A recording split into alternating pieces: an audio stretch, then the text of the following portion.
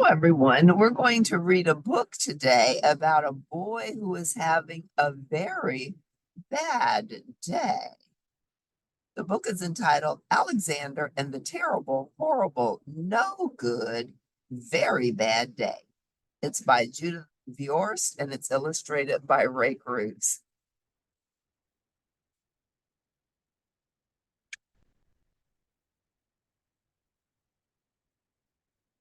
I went to sleep with gum in my mouth, and now there's gum in my hair.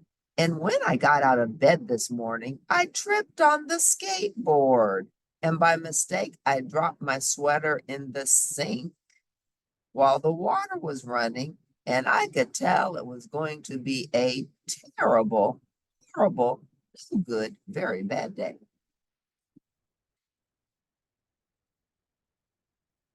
At breakfast, Anthony found a Corvette Stingray car kit in his breakfast cereal box, and Nick found a junior undercover agent code ring in his breakfast cereal box. But in my breakfast cereal box, all I found was breakfast cereal. I think I'll move to Australia. In the carpool, Mrs. Gibson let Becky have a seat by the window. Audrey and Elliot got seats by the window, too. I said I was being scrunched. I said I was being smushed. I said if I don't get a seat by the window, I'm going to be car sick. No one even answered. I could tell it was going to be a terrible, horrible, no good, very bad day.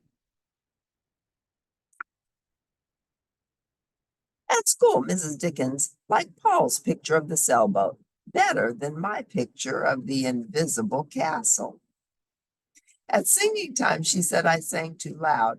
At counting time, she said I left out 16. Who needs 16? I could tell it was going to be a terrible, horrible, no good, very bad day. I could tell because Paul said I wasn't his best friend anymore. He said that Philip Parker was his best friend and that Albert Moyo was his next best friend and that I was only his third best friend. I hope you sit on a tack, I said to Paul. I hope the next time you get a double-decker strawberry ice cream cone, the ice cream falls apart off the cone part and lands in Australia.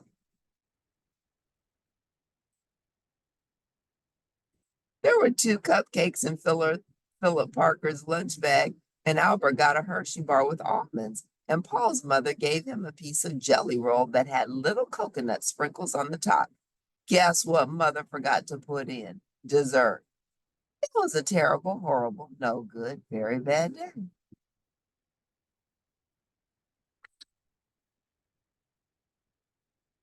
That's what it was because after school, my mom took us all to the dentist, and Dr. Fields found a cavity just in me.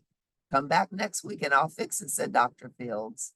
Next week, I said, I'm going to Australia. Oh, this is hilarious.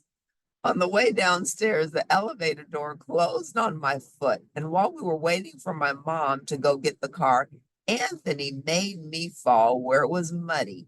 And then when I started crying because of the mud, Nick said I was a crybaby. And while I was punching Nick for saying crybaby, my mom came back with the car and scolded me for being muddy and fighting. I am having a terrible, horrible, no good, very bad day. I told everybody. No one even answered.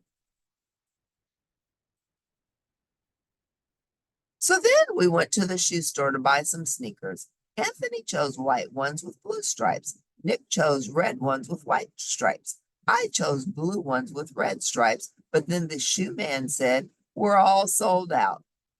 They made me buy plain old white ones, but they can't make me wear them.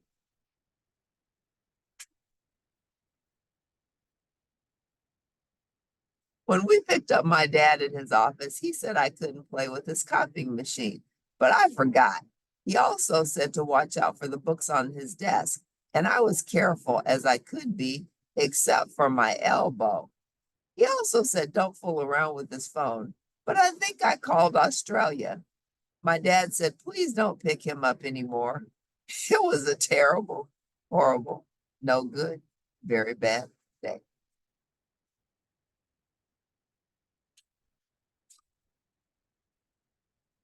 There were lima beans for dinner, and I hate limas. There was kissing on TV, and I hate kissing. My bath was too hot. I got soap in my eyes. My marble went down the drain, and I had to wear my railroad train pajamas. I hate my railroad train pajamas. When I went to bed, Nick took back the pillow he said I could keep, and the Mickey Mouse nightlight burned out and bit my tongue. Oh, and I bit my tongue. I was like, the Mickey Mouse lamp bit his tongue. Let me read this again. When I went to bed, Nick took back the pillow he said I could keep, and the Mickey Mouse light burned out, and I bit my tongue. The cat wants to sleep with Anthony, not with me. It has been a terrible, horrible, no good, very bad day. My mom says some days are like that, even in Australia. Well, I think our Alexander learned at the end of the book, you may have a terrible, horrible, no good, very bad day, but that can happen to any of us wherever we live. So guess what? We just need to put our shoulders back, exude good posture. And if today isn't the best day, then tomorrow could be better. So if you like Alexander and the terrible, horrible, no good, very bad day, please press like at the end. And I'll see you next time at Cindy Harper Speaks. Thanks for tuning in and bye for now.